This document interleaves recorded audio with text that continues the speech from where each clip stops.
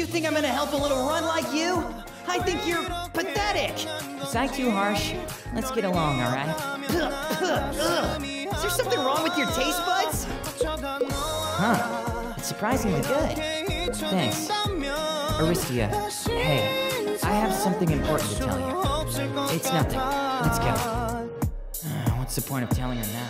Love isn't always like a burning fire. Sometimes, love can be water that trickles down quietly. I wanted to be like that too.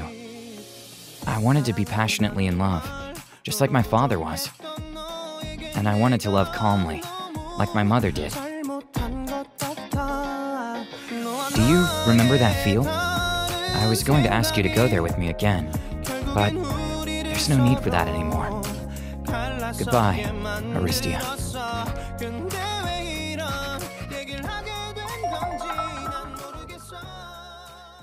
Hooah! Finally! You have no idea how long I've wanted to talk about this pairing. By the way, before we begin, I just wanted to point out that the pronunciation of Karsane's name was one of those things that bothered me. When I first saw his name, I read it as Karsane for some reason, because that was just easier to say for me. After looking at his brother's name Kazian, I thought his name was supposed to be pronounced Karsian instead, but that would make his name Sian, which would sound weird. But after looking at his name the way it was spelt in Korean, it phonetically comes out to Karusein Duras. Therefore, I concluded that the correct pronunciation was actually Karsane, which makes his name Sane. It was a great way to spend an afternoon while walking my dog.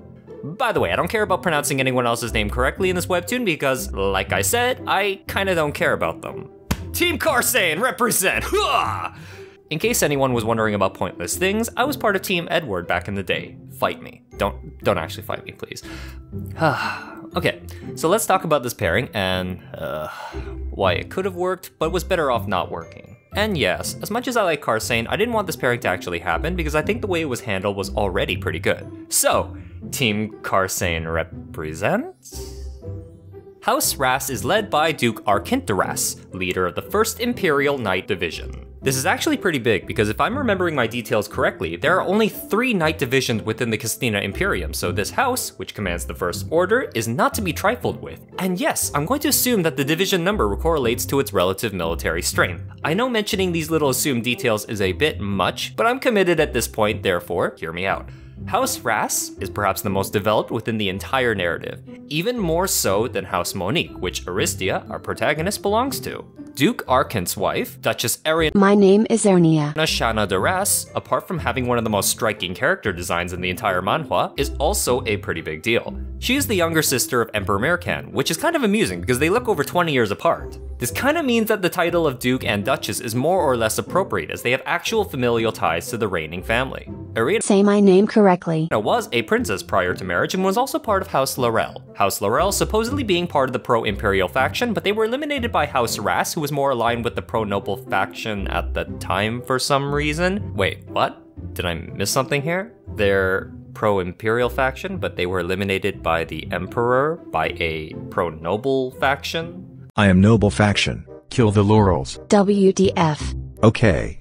We kill them. My sister is there. Yes. I am here. Okay. We not kill her. Nah. It's K.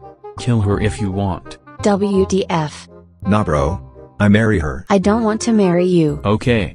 You are married now. WTF. Okay. We are married now. Okay. I love you now. Okay. I is imperial faction now. Okay. Cool story, bro.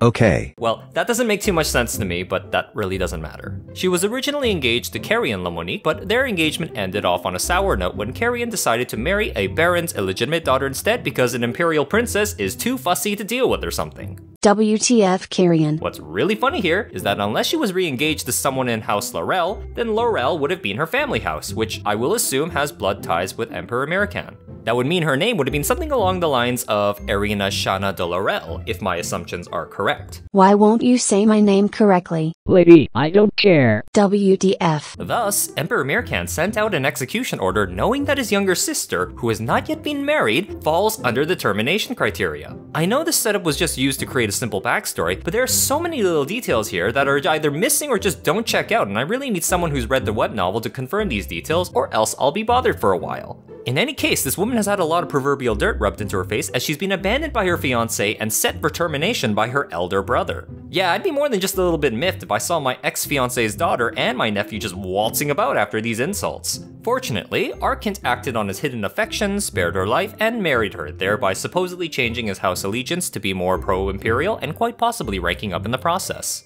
Not only that, but Arkent Arras also maintains cordial relations with House Monique, which means that the first two knight divisions are on good terms with each other. You know, House Ras is actually super scary in this narrative. The eldest son marries the second princess from the kingdom of Rua, and the second son had a very real shot at securing a blood tie to the Moniques and the second knight division. I mean, Aristia even serves under their house's emblem for half the story.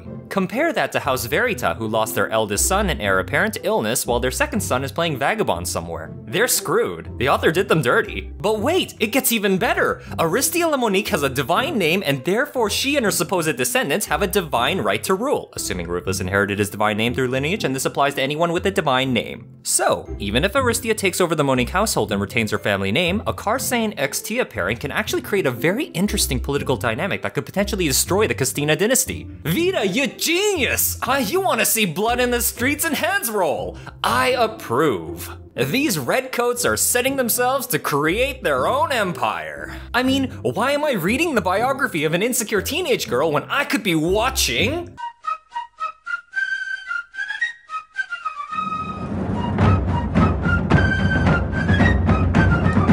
Okay. I know that politics isn't one of the core aspects to this story, but I had to point all this out because I just thought it was hilarious. Anyway, that's enough speculation and conspiracy on my part. I promise to get back on topic now. The reason why I'm mentioning these two is because their story is relevant to the way Karsane interprets love, particularly because there are some clear parallels with his mother. Irina WTF. initially does not take kindly to Arkent despite him going out of his way to spare her life. However, she does eventually learn to love him over time, and that part is really important. Love didn't just happen to us.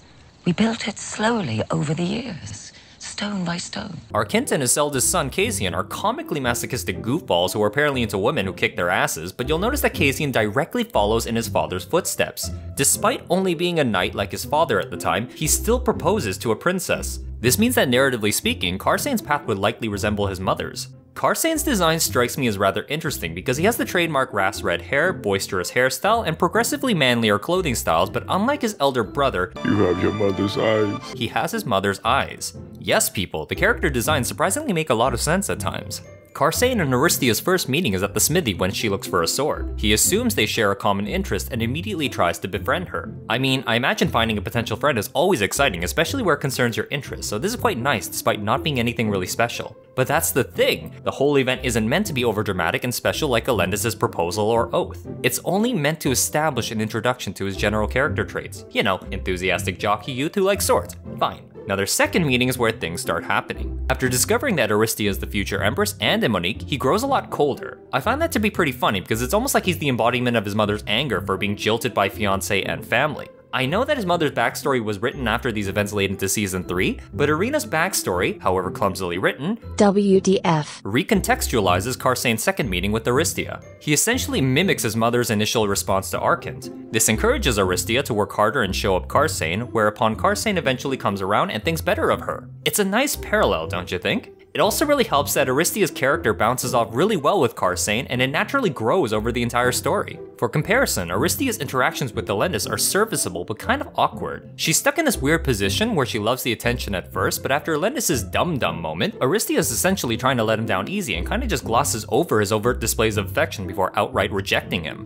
One can understand her actions, but it's not really a good look for our protagonist. Aristia's interactions with Ruthless are kinda terrible. If you look at the individual scenes where they're together, it's not bad, but if you look at it as a whole, then it's just an agonizing back and forth which revisits the same insecurity she constantly overcomes and succumbs to. She's either really stupid, or the plot warps to vindicate her insecurities when it comes to Ruv. With Karsane, however, she's relatively consistent. Let me explain why.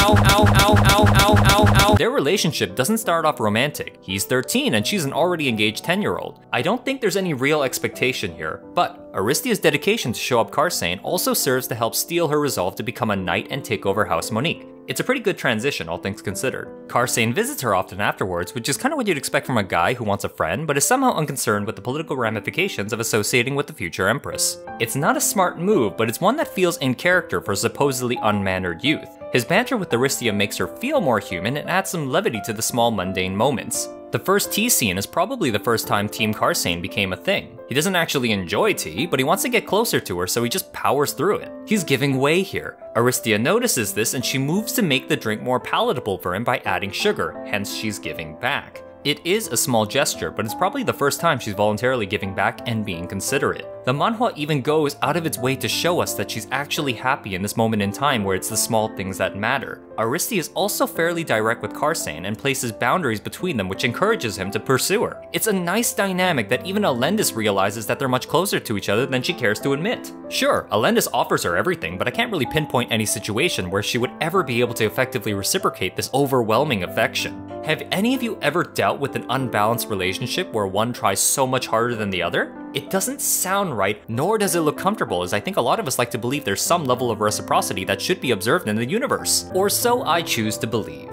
Their banter continues throughout Season 2 as Karsane tries to sort out his feelings for Aristia. It's kind of relatable in a way because he's the only one who legitimately starts off as friends with no specific endgame in mind, unlike Alan. Karsane spends quite a bit of time wondering what she means to him and what place he has in her life, which culminates in the Sunset Field scene. Although it's a bit understated, this is the key event that ends the Karsane route. On their way back to the capital in Season 2 after Aristia's recuperation, the carriage breaks down and they decide to wander around the fields at sunset.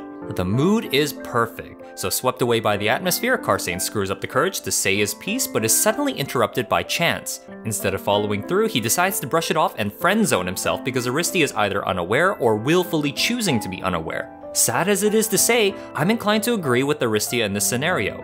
After taking a step back, I can't really pinpoint any event that would have actually had her develop any special feelings for Karsane, especially not while dealing with Alan's overt displays and the Ruve drama. I don't think she even noticed his feelings until mid to late Season 3, but by that time it's way too late. Instead, Karsane is always just there. It's somewhat ridiculous just how many mundane scenes they share together and how he becomes her confidant. He seems to be the only candidate who doesn't put her on edge specifically because she doesn't even see him as an option.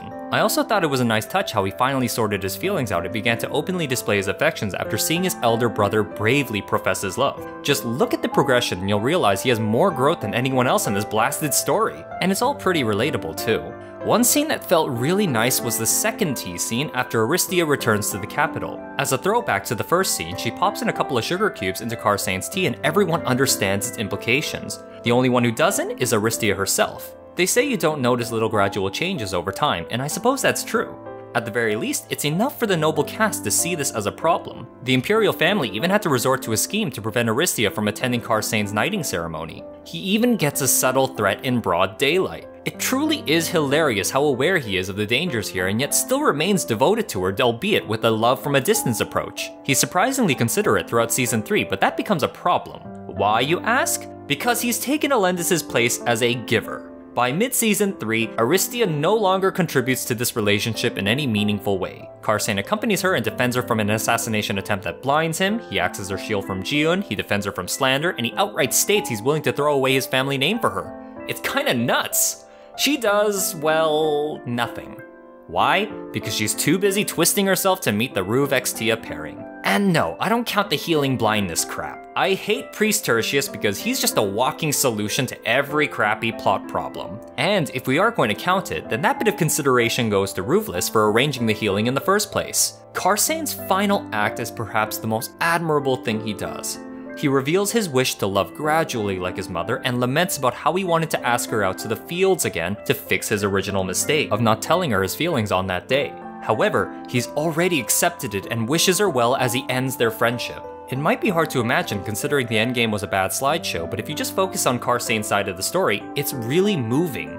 It's a clean parting that removes any lingering regrets and allows for time to heal his heart. Have any of you parted with former friends and lovers this well before? This is the sort of thing one dreams of actually being able to do well in real life. The whole thing comes together fairly well and it's bittersweet, unlike Alendis' exit, which felt kinda pathetic. This parting in particular is why I don't mind that the Karsane x Tia pairing never happened. It is clean. There's no other word that comes to mind when describing this whole side story. This one act turns Karsane from an 8 out of 10 to a 10 out of 10 role model. Sure, it sucks that your favorite pairing didn't happen, but do you honestly believe that it would have saved this story? Do you? But really, the entirety of House Rast played a role in Karsane's development and the progression of their relationship. He sought his mother's ideal form of love, he followed his father's unwavering footsteps, and took inspiration from his brother's confession of love. Like, come on, this is good stuff. It sure as hell beats Elendis' ending, where his relationship with his father is essentially never resolved and his brother kicks the bucket off screen. Am I biased? Team Karsane represent! Thanks for watching this video. I think it came out better than the Elendis video where I just said whatever came to mind. Can you imagine I only wanted to create a video for this pairing? However, I had to give context, which is why I took it upon myself to trudge through everything else in the series. Say what you will, but I do believe the series really did handle the romance aspect really well in many regards. Isn't that why we even have angry fans in the first place? We don't hate things because we don't care for them. We hate things because the possibility of loving it existed. Don't quote me on that. It's something I just pulled out of my ass right now to sound profound as I finish this video. Weebtuner, signing off. Ow, ow, ow.